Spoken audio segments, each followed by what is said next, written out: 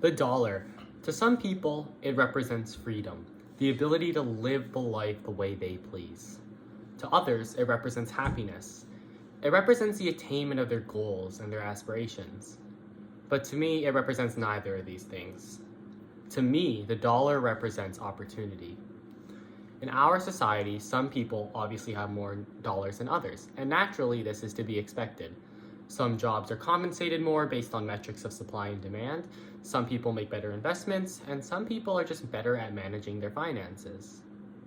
However, regardless of what decisions its people make, the US is widely considered as one of, if not the wealthiest country in the world. The average person makes around 62,000 US dollars per year, emphasis on the word US.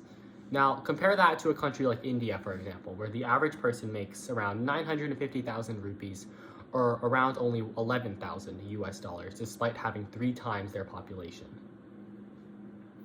Despite this, however, living conditions for millions of people in the US remain filled with hardship, poverty, and struggle. This is because in the US, the top 1% of earners have about 31% of the country's wealth, while the bottom 50 have only 2.6.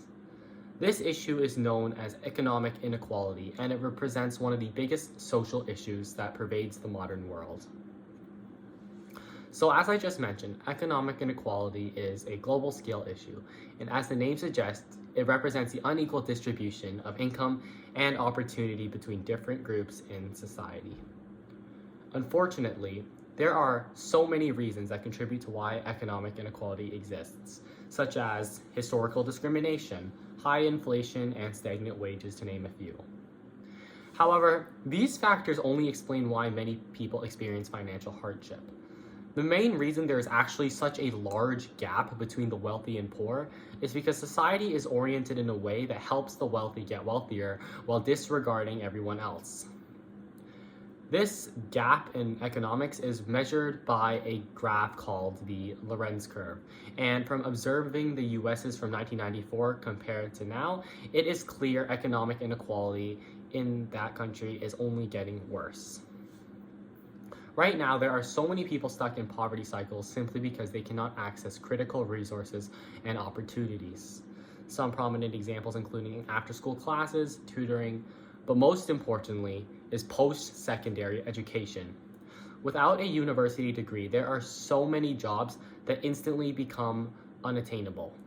In fact, according to a study by Forbes, they estimate that by 2031, over 72% of the jobs in the workforce will require a post-secondary diploma. That's why I believe the best way to combat economic inequality is to increase tariffs on society's wealthiest in order to better subsidize and fund educational opportunities for students. This way, people will be able to learn the skills they require to give back to society in a meaningful way and also be more fairly compensated. I recognize that getting a university degree and finding a different job in life might not be what everyone wants, but I think that it's our responsibility as a society to give everyone that choice to make.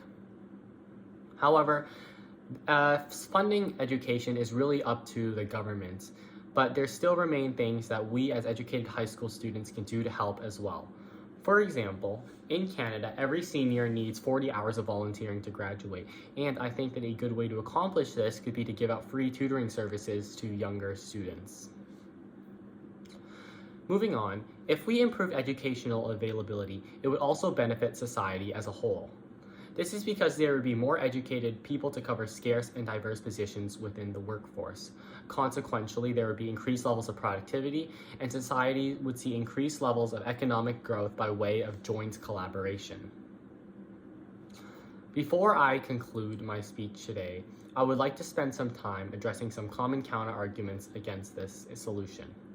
The first is that if more people become educated and pursue higher paying positions, there will be a shortage of labor workers.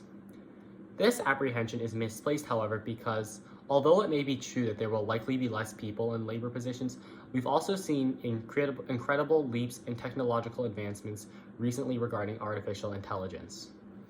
AI has already been seen to replace people in many blue-collar positions, and I'm confident it will continue to do so at a larger scale in the coming years. As a result, there is no need to worry about shortages in these roles, and if anything, it makes even more sense to prepare the next generation for the jobs that will continue to remain available. Additionally, there is also the argument that increasing taxes on the wealthy is unfair. While it is true the top 1% of earners would be penalized more, it would not nearly be enough to make a significant dent in their quality of life. At the end of the day, they will still be by far the top 1%. The Grand Canyon of a divide between the rich and poor will just be a little smaller. Their resources would also be invested back into the people who need them the most, and I believe there is no cause more just than that of helping others. In conclusion, economic inequality is one of the biggest, if not the biggest issue pervading the modern world. The divide between the highest and lowest earners of society has never been greater, and it only continues to grow. Consequently, I recommended that action be taken to combat this problem by providing more accessible post-secondary education and also increasing funding for schools across the country for middle school and elementary school students. I've always believed that people should help each other and that everyone deserves the opportunity to realize their potential. In the end, I aspire to live and create a society that preserves the needs of the many rather than the few. Thank you.